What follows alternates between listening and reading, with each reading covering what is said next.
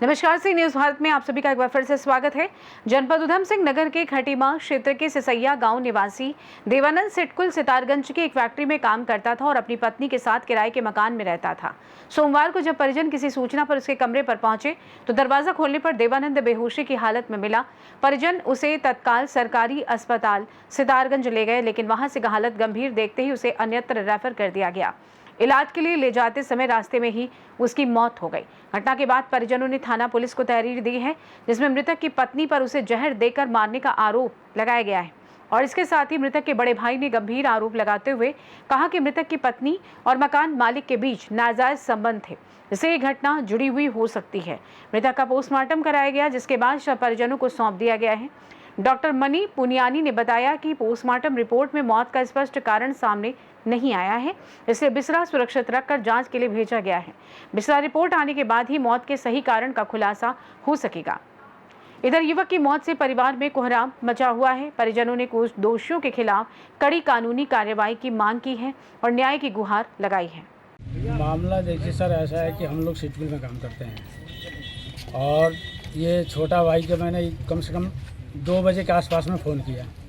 उसका mobile switch off जा रहा था और फिर हमने एक बार 2-3 बार फ़ोन किया हमने कि जैसे मतलब इसका फ़ोन क्यों स्विच ऑफ जा रहा है। तो फिर हमने जैसे एक बंदे को भेजा वहाँ पे करीब 3-4 बजे के आसपास में। तो वहाँ गया तो वहाँ से जैसे आवाज़ मारा कि देवानंद देवानंद, तो वो वहाँ पे जैसे कह रहे हैं कि यहाँ देवानंद कोई रहता नहीं है। उसकी मैडम जबकि वहाँ पे थी, लेकिन उन्होंने नहीं बोला कि यहाँ पे है। एक छोटी बच्ची आई थी 4-5 साल की, वो बोली कि यहाँ कोई नहीं रहता है। उसके बाद क्या नाम है कि ये वो 6 बजे की उसकी ड्यूटी थी। तो मेरा एक भांजा जैसे मतलब 6 बजे उसी प्लांट में वो भी करता है काम, 6 बजे की ड्यूटी थी उसकी।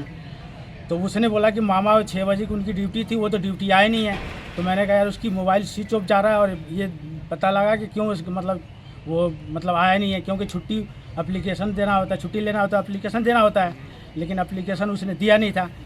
फिर उसके बाद कम से कम 3 बजे के आसपास में रूम मालिक ने फ़ोन किया था कि वो भी हमारी भांजी के पास वहाँ पलिया में, कि क्या नाम है कि वो मैं खटीमा थाने से बोल रहा हूँ और क्या नाम खटीमा थाने से दरोगा बोल रहा हूँ और तुम्हारी जो मामी है हमारे यहाँ क्या नाम है थाने में आई हुई है एप्लीकेशन लिखलवाने के लिए। तो उसके बाद फिर भांजी ने हमारे पास फ़ोन किया कि मामा ऐसी ऐसी बात है कि वो मामी ने वहाँ थाने पे रिपोर्ट लिखवा रखी हैं। तो मैंने कहा कि इस बात पे लिखवाई है, चलो तो चल के देख लेंगे।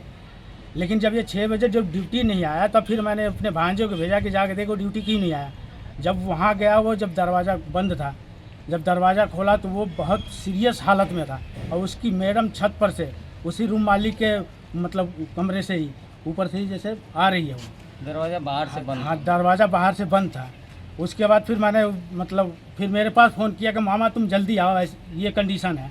मेरे को भी 15-20 मिनट लग गया जाने में। फिर मैं वहाँ पे गया।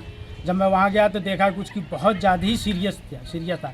फिर मैंने टुक बुलाया, उसको सरकारी हॉस्पिटल में ले गया और वहाँ ले जाने के बाद उसका मतलब जो भी ट्रीटमेंट हुआ और उसकी घरवाली वहाँ तक आई, लेकिन उसके पास एक बार भी नहीं। फिर वहाँ से दूसरे जगह हमने ऑफ़र किया तो उसकी घरवाली वहाँ से उसी रूम मालिक के साथ, उसके बाद उसका पता ही नहीं चला कि कहाँ गई।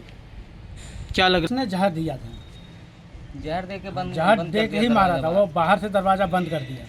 अभी आप लोग क्या हमारे पास अभी जो ये रिपोर्ट जो है ना, उसमें पॉइजन आया है इनका ही, जैसे वो दिखाया है ये पॉइजन का ही जैसे इसमें हुआ है, पूरा पॉइजन का ही जैसे ये दिखा रहा है कि इसमें पॉइजन दिया गया है। और वो भी पॉइजन ऐसा दिया गया कि बता रहे थे डॉक्टर साहब कि इसमें मतलब 10 में कहीं 1 आध का ही % जो होता है कि वो बच जाए, नहीं तो कोई चांस नहीं होता। ये कौन का है?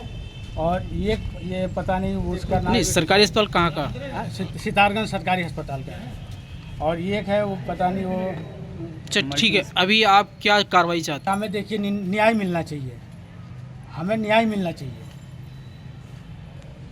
बॉडी आई है पीएम के लिए, पीएम हमने कर दिया है उसका। बाकी ऐसे चोट वोटों के हमारे कोई निशान नहीं मिले हैं, इसलिए हमने उसका बिस्तरा जो है समुचित करके भेज दिया है आगे रिपोर्ट के लिए। नहीं, पीएम में ऐसा कुछ स्पष्ट नहीं हो पाया, इसलिए हमने बिस्तरा भेज दिया। उधम सिंह नगर से सी न्यूज संवाददाता विकास शील की रिपोर्ट। पुलिस मामले की जांच में जुटी हुई है और बिसरा रिपोर्ट आने के बाद आगे की कार्रवाई की जाएगी।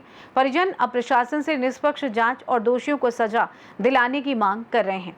फिलहाल के लिए इस खास रिपोर्ट में बस इतना ही। देश दुनिया की तमाम बड़ी खबरों को जानने के लिए आप जुड़े रहिए सी न्यूज़ भारत के साथ। हर खबर आपके साथ, आपके हाथ।